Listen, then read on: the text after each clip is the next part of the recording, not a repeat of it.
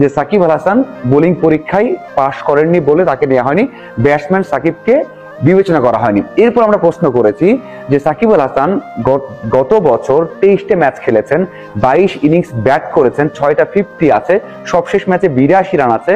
যে ম্যাচটা বাংলাদেশ দল জিতেছিল, যে ম্যাচের জন্য বাংলাদেশ দল আজকে চ্যাম্পিয়ন্স ট্রফি খেলছে, যে ম্যাচের জন্য আজকে বাংলাদেশ চ্যাম্পিয়ন্স ট্রফির স্বপ্ন দেখছে যে এত বড় ইভেন্টে খেলতে যাচ্ছে, সেখানে সাকিব নেই ব্যাটিং এর জন্য। কারণ তারপরে সাকিব ওই ম্যাচে 82 রান করেছেন, তার গড়টা ছিল 35, স্ট্রাইক রেট 89।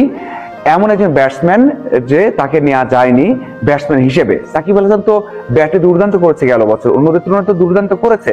এই প্রশ্ন করা হয়েছে, তখন ওরা বলেছেন যে আসলে অনেক কিছু আছে যেটা হয়তো বলা যাবে না। দেখুন, এরপরে একটা প্রশ্ন করা হয়েছিল যে সাকিব আল হাসান এই যে ডোমেস্টিকেও কিন্তু ভালো করেছে, গেল বছর প্রিমিয়ার লিগেও তার গড় ছিল 45-এর আশেপাশে, 45-এর বেশি হতে পারে। সেই প্রশ্ন করা হয়েছে যে যদি ব্যাটিং বা ব্যাটসম্যান সাকিবকে বিবেচনা করা না হয় তার কারণটা কি?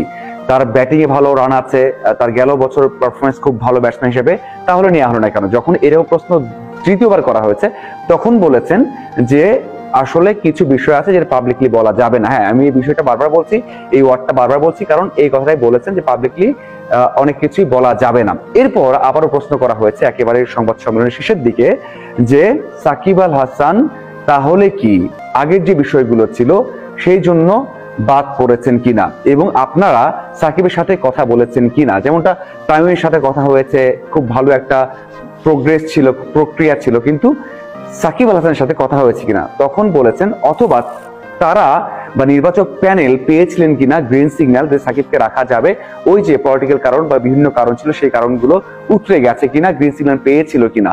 সেই জায়গাতে কিন্তু বলেছেন যে আসলে যখনই সাকিব আল হাসান পরীক্ষায় ফেল করেছেন তখন আর সে বিষয়টা আগায়নি বা সেভাবে ফোর্স করা হয়নি বা সেভাবে জোর দেওয়া হয়নি যে সাকিব আল হাসানকে দরকারি। অথবা আরো একটা বিষয় বলেছেন, সেটা কিন্তু আরো বেশি কনফিউশন জায়গায় আপনাকে, সেটা হচ্ছে বলেছেন যে যে তালিকায় যদি থাকতেন, যে লিস্টটা করা হয়েছে নির্বাচকদের, সেই তালিকায় থাকলে হয়তো ফোর্স করা হতো। তার মানে কি নির্বাচকদের তালিকাতেই ছিলেন না, মানে এই যে উত্তরগুলো, এই উত্তরগুলো আপনাকে আরো বেশি কনফিউশন তৈরি করবে, আরো বেশি ভাবাবে আসলে কোনটা যে ঠিক এটা বের করাই কিন্তু কঠিন একটা বিষয় হয়ে দাঁড়িয়েছে। কেন সাকিব আল হাসানকে নিয়ে এইরকম একটা বিষয় হচ্ছে সেটা আসলে বড় একটা প্রশ্ন। একেবারে একটা স্ট্রেট উত্তর হয়তো আমরা আশা করেছিলাম যে একেবারে বলা হবে যে এই কারণেই সাকিব আল হাসান নেই, তাহলে হয়তো ভালো হতো, যে কারণেই হোক না কেন।